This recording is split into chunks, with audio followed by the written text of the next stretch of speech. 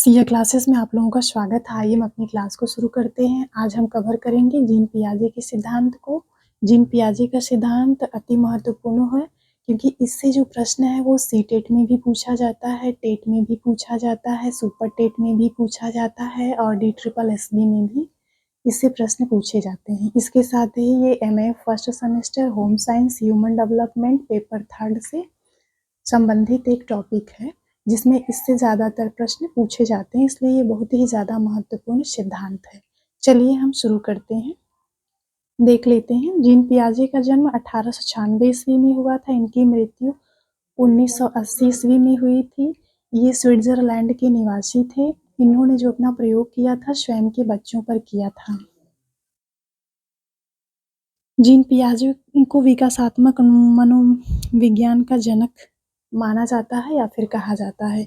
चलिए इनकी पुस्तक को जान लेते हैं। इनकी पहली पुस्तक है the language of thought of the child, दूसरी पुस्तक है जेनेटिक एपिस्टेमोलॉजी, तीसरी पुस्तक है the psychology of the child, चौथी पुस्तक है 6 साइकोलॉजिकल स्टडीज, पांचवी पुस्तक है द साइकोलॉजी ऑफ इंटेलिजेंस, छठवीं पुस्तक है science of education and the psychology. चलिए इनके बारे में कुछ और जान लेते हैं। इन्होंने जो विकासात्मक मनोविज्ञान का सिद्धांत दिया था, इसका प्रकाशन 1963 में जॉन फ्लावेल के द्वारा किया गया था। इन्होंने बच्चों के बारे में विभिन्न बातें भी बताई थी जो कि मुख्य हैं और ज़्यादातर परीक्षाओं में पूछा जाता है। इनके अनुसार, जीन पियाजे के अनुसार या जीन पियाजे मानते हैं कि जो बच्चे होते हैं वो सक्रिय ज्ञान के निर्माता होते हैं। इनका मानना है कि जो बच्चे होते हैं वो नन्हे वैज्ञानिक होते हैं और इसके साथ ही ये मानते हैं कि जो बच्चों की सोच होती है वो वयस्कों से भिन्न होती है लेकिन मात्रा में सेम होती है। इस तरह का प्रश्न सीटेट में भी पूछता है और टेट में भी पूछता है कि बच्चों को नन्हे वैज्ञानिक किसने कहा है, तो उत्तर होगा जीन पियाजे ने कहा है। और इस तरह का भी प्रश्न आता है कि बच्चे सक्रिय ज्ञान के निर्माता होते हैं, ये कथन किसका है या कौन मानता है, तब भी आप उत्तर देंगे जीन पियाजे। और इससे संबंधित ये भी प्रश्न आता है कि किसने बताया कि जो बच्चे होते हैं और वयस्क होते हैं उनकी सोच के प्रकार में अंतर होता है लेकिन उनकी मात्रा में अंतर कोई नहीं होता है। ये किसने कहा या किसने बताया है, तो ये जीन पियाजे ने बताया है। चलिए जीन पियाजे के सिद्धांत के जो विचार हैं उसको हम देख लेते हैं कि जीन पियाजे के सिद्धांत के विचार क्या हैं। इसमें इन्होंने जो पहला विचार दिया था अपने सिद्धांत में वो है निर्माण और खोज। निर्माण और खोज को हम देख लेते हैं कि इसमें किस तरह की क्रियाएं होती हैं। प्रत्येक बालक अपने उन व्यवहारों और विचारों की समय समय पर खोज और निर्माण करते हैं जिन्हें पहले कभी वो प्रत्यक्ष नहीं किए होते हैं। उन्हें जो भी अनुभव होता है उसे अर्थपूर्ण बनाने के लिए तत्पर होते हैं। किस क्रिया में? निर्माण और खोज की क्रिया में। और जीन पियाजे कहते हैं कि ये ज़रूरी नहीं होता कि बच्चा जो कुछ भी सीखता है वो नकल से सीखता है, बल्कि बहुत से ज्ञान का निर्माण वो खोज के आधार पे करता है। इसलिए उन्होंने बच्चों को कहा है कि वो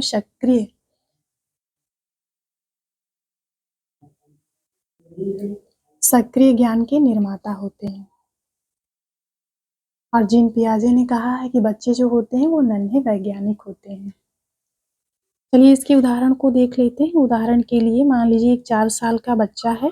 यदि विभिन्न आकार के प्यालों को प्रथम बार में मतलब पहली बार में ही वो क्रम से लगा देता है तो वो उसके बौद्धिक विवृद्धि की खोज और निर्माण से संबंधित होगा। पहली बार में ही अगर उसको सीरियल से लगा देता है तो ये किसका प्रमाण होगा? ये उसकी बौद्धिक विवृद्धि और खोज और निर्माण से संबंधित है। तभी वो पहली बार में सभी प्यालों को क्रम से लगा लेता है, सबसे बड़ा फिर छोटा फिर लास्ट में सबसे छोटा। जीन पियाजे के सिद्धांत के दूसरे विचार को जान लेते हैं, कार्य क्रिया का अर्जन। कार्यक्रिया के अर्जन में बच्चे क्या करते हैं, किसी कार्य को करके, बार-बार करके या फिर कई प्रकार से करके सीखते रहते हैं, क्रियाओं को अर्जित करते रहते हैं। जैसे उदाहरण के लिए मान लीजिए एक बच्चा है, वो मिट्टी के चक्र को 2 भागों में तोड़ देता है, फिर टूटे हुए भागों को पुनः क्या करता है, एक चक्र के रूप में जोड़ देता है। ये जो प्रक्रिया होती है, ये कार्य क्रिया का अर्जन कहलाती है, क्योंकि बच्चे वहाँ पहुँच जाते हैं जहाँ से उन्होंने कार्य को शुरू किया था या प्रारंभ किया था।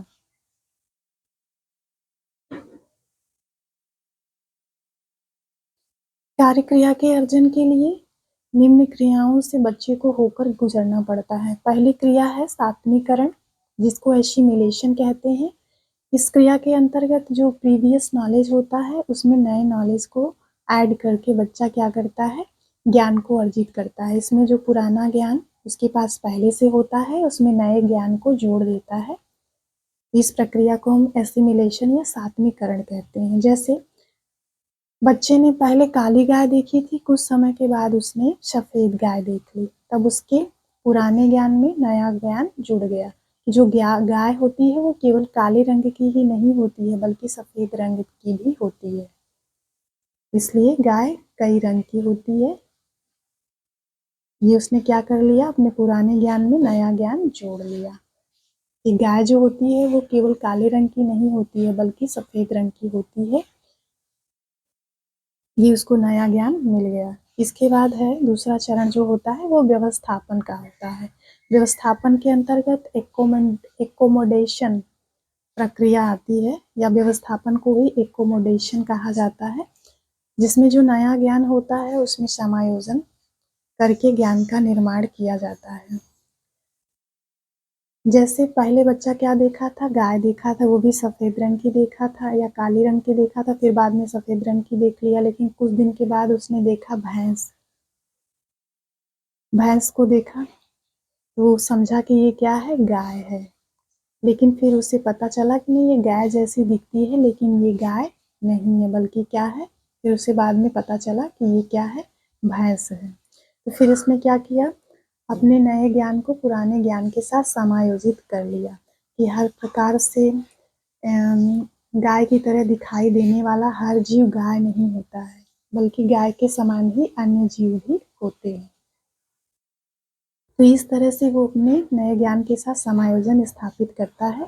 तीसरा चरण होता है संतुलन का। संतुलन को हम इक्विलिब्रेशन भी कहते हैं, इक्विलिब्रेशन भी कहते हैं। और इस प्रक्रिया में सात्मीकरण और व्यवस्थापन के बीच संतुलन बनाने का कार्य किया जाता है। जो संतुलन की प्रक्रिया होती है, इसमें सात्मीकरण और व्यवस्थापन के बीच संतुलन स्थापित करने का कार्य किया जाता है, ताकि बच्चा अपने को नवीन परिस्थितियों के साथ समायोजित कर पाए। और इसके लिए वो जो उसके पास सूचनाएं होती हैं उसको संगठित करने का कार्य करता है, और आवश्यकता पड़ने पर उनके साथ समायोजित स्थापित करके स्वयं को उसके अनुकूल बनाने का प्रयास करता है। इनके सिद्धांत का जो तीसरा विचार है वो क्रमिक विकासात्मक अवस्थाएं हैं। इसको संज्ञानात्मक विकास की अवस्थाएं भी कहते हैं। जीन पियाजे ने संज्ञानात्मक विकास की 4 अवस्थाएं बताई हैं, जिनको हम जान लेते हैं। पहली अवस्था है संवेदी गामक अवस्था, जिसको सेंसरी मोटर स्टेज भी कहते हैं। दूसरी अवस्था है पूर्व संक्रियात्मक अवस्था, जिसको प्री ऑपरेशनल स्टेज भी कहते हैं। तीसरी अवस्था है मूर्त संक्रियात्मक अवस्था, जिसको कॉन्क्रीट ऑपरेशनल स्टेज भी कहते हैं। चौथी अवस्था है औपचारिक संक्रियात्मक अवस्था, जिसको फॉर्मल ऑपरेशन स्टेज भी कहते हैं। चलिए पहली अवस्था को देख लेते हैं, संवेदी गामक अवस्था। यह अवस्था जन्म से लेकर के 2 वर्ष तक चलती है। इस अवस्था के अंतर्गत जो बच्चा होता है वो अपने ज्ञान का निर्माण अपने संवेदी अंगों के द्वारा करता है, प्रतिवर्ती क्रियाएं भी करता है, अंगों से खेलता है, और इस अवस्था में बच्चे के अंदर वस्तु स्थायित्व का गुण विकसित हो जाता है और अनुकरण भी करने लगता है। संवेदी उसके जो भी संवेदी अंग हैं जिससे संवेदनाएं प्राप्त करता है, जैसे आँख है, नाक है, कान है, त्वचा है, जीभ है, इसके द्वारा वो क्या करता है, विभिन्न प्रकार के व्यक्तियों में विभेद कर पाता है, गंध में अंतर कर पाता है, जीभ के द्वारा स्वाद में अंतर कर पाता है। अन्य क्रियाएं वो अपने संवेदी अंगों के द्वारा करता है या ज्ञान का निर्माण संवेदी अंगों के द्वारा करता है। प्रतिवर्ती क्रिया जैसे तेज प्रकाश होने पर आंख को बंद कर लेता है। अंगों से खेलना, इस अवस्था में बालक खेलने के लिए अपने अंगों का प्रयोग करता है, जैसे पैर को उठा करके पैर की उंगली को मुंह में डाल के खेलता है, हाथ पैर हिला के खेलता है, ऊपर नीचे करता है, फैलाता है, इनको सिकोड़ता है। और इस अवस्था में 2 वर्ष तक की अवस्था तक बच्चे में वस्तु स्थायित्व का गुण भी आ जाता है। इस अवस्था में बच्चा जिस वस्तु को जहाँ देखता है, अगर उससे वह वस्तु मांगी जाती है तो वो वहाँ पर जा कर के पुनः उसको खोजता है, सोचता है कि वस्तु कहीं इधर ही होगी जहाँ वो उसको देखा रहता है। और इस अवस्था में बच्चे अनुकरण करना सीख जाते हैं या फिर ज़्यादातर व्यवहार उनका अनुकरण पर आधारित होता है। दूसरी अवस्था को देख लेते हैं, पूर्व संक्रियात्मक अवस्था, जो कि 2 से 7 वर्ष तक की होती है। जो पूर्व संक्रियात्मक अवस्था होती है वो 2 से 7 वर्ष तक की अवस्था होती है। इस अवस्था में निम्नलिखित गुणों का विकास बच्चे के अंदर हो जाता है। पहला है जीववाद। इस अवस्था में जीववाद का विकास हो जाता है, जिसके कारण अगर बच्चा खेलते हुए जमीन पे गिर जाता है तब वो रोने लगता है। अगर उसकी मम्मी आके जमीन पे मारना शुरू कर देती है तब वो खुश हो जाता है, इसने मुझे गिराया था और मम्मी ने इसको पीट दिया। अहम केंद्रित, इस अवस्था में बच्चा जो होता है वो अहम केंद्रित होता है, स्व केंद्रित होता है। इस अवस्था में बच्चा समझता है कि जो भी उसके आसपास की चीजें हैं वो सिर्फ उसकी ही है। उसके मम्मी की गोद में अगर कोई दूसरा बच्चा आ जाता है तो वो तुरंत उसको हटाने का प्रयास करता है, उसके बाल नोच लेता है, उसको पीटना शुरू कर देता है और कहता है कि तुम हटो यहाँ से, ये मेरी मम्मी है। इस तरह के गुण उसमें आ जाते हैं। और पलटावे का गुण भी उसमें होता है कि यदि आप इस अवस्था के बच्चे से पूछेंगे कि 3-2 कितना होता है तो बता देगा कि 5 होता है, लेकिन आप पूछेंगे कि 2-3 कितना होता है तब वो नहीं बता पाएगा। केंद्रीकरण, इसमें जो बच्चा होता है उसके अंदर केंद्रीकरण का गुण पाया जाता है, क्योंकि वो किसी भी वस्तु का प्रयोग करता है तो उसके केवल एक गुण को ही ध्यान में रख करके काम करता है। अगर उसको मोटरसाइकिल पे आप बैठा देंगे तो वो सिर्फ हार्न बजाने पर ज़्यादा ध्यान केंद्रित करता है, बाकी क्रियाओं पे कम करता है। संरक्षण की योग्यता का अभाव, इस आयु में जो बच्चे होते हैं उनके अंदर संरक्षण की योग्यता का अभाव पाया जाता है। वो जान नहीं पाते हैं कि जो लिक्विड चीज़ें होती हैं वो मात्रा में सेम होती हैं, लेकिन उनके आकार में परिवर्तन हो जाता है। वो ये नहीं जान पाते हैं कि नहीं, आकार में अगर हम विभिन्न प्रकार के बर्तनों में अगर दूध को डालते हैं तो दूध की मात्रा वही रहती है, केवल उसके शेप में परिवर्तन हो जाता है। जैसे अगर हम गिलास में डालेंगे तो उसका शेप चेंज हो जाएगा, अगर हम उसको कटोरी में डालेंगे तो उसका शेप चेंज हो जाएगा। ये बच्चा नहीं जान पाता है।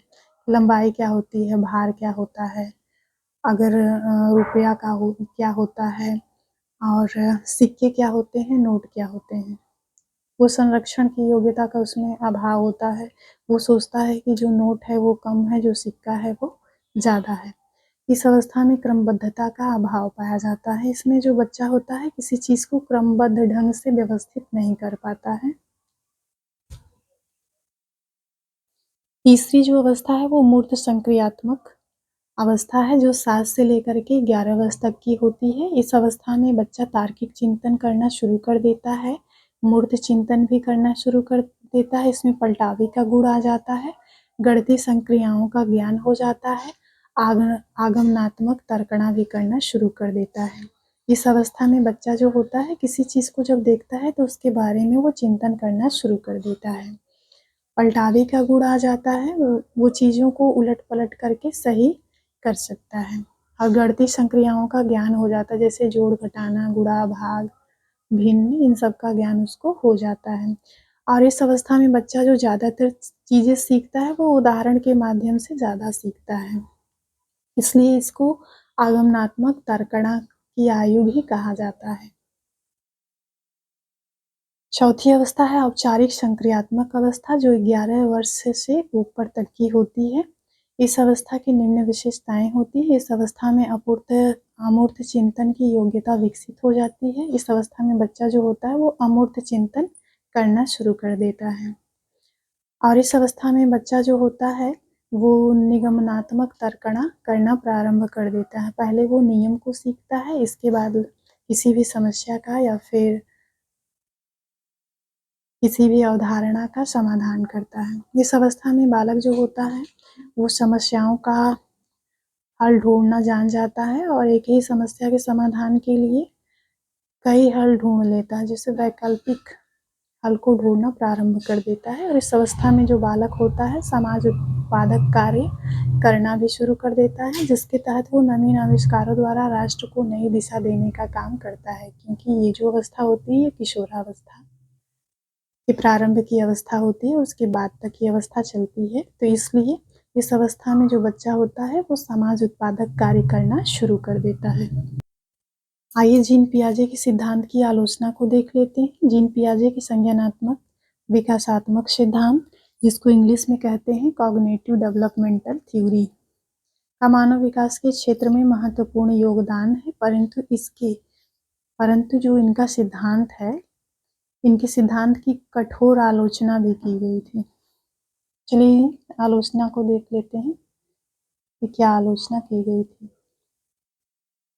पियाजे ने शिशुओं एवं स्कूल पूर्व बालकों की क्षमताओं को बहुत कम आंका है, जबकि वे इससे कहीं अधिक विकासात्मक कार्यों को पूरा कर लेते हैं। इनकी जो पहली आलोचना की गई उसमें बताया गया है कि जो पियाजे हैं वो शिशु की क्षमता को कम आंकते हैं, जबकि स्कूल पूर्व के जो बच्चे हैं वो अपनी क्षमता से बहुत कुछ ज़्यादा ही सीख लेते हैं। जैसे स्कूल पूर्व बच्चे अगर उनको सही वातावरण दिया जाता है तो वो कम समय में ही पढ़ना, लिखना, बोलना, भाषा का विकास आदि क्रियाएं बहुत जल्दी ही वो सीख लेते हैं। जितनी उनकी क्षमता नहीं उससे ज़्यादा वो सीख लेते हैं अगर उनको उचित वातावरण दिया जाता है तो। आज बालक शीघ्रता से सूचनाओं को ग्रहण करता है, समझता है और तर्क करता है, इसलिए इन्हें 21वीं सदी के बालक की संज्ञा भी दी जाती है। जो आधुनिक समय का बच्चा है ये सूचनाओं को बहुत ही तीव्रता से सीखता है और ग्रहण करता है और चीज़ों को बहुत जल्दी ही समझ लेता है और तर्क वितर्क भी कर लेता है। इसलिए जो 21वीं सदी है उसको बालक की संज्ञा दी गई है। 21वीं सदी के बालक की संज्ञा भी बालकों को दी गई है। क्लास को यहीं पे समाप्त करते हैं।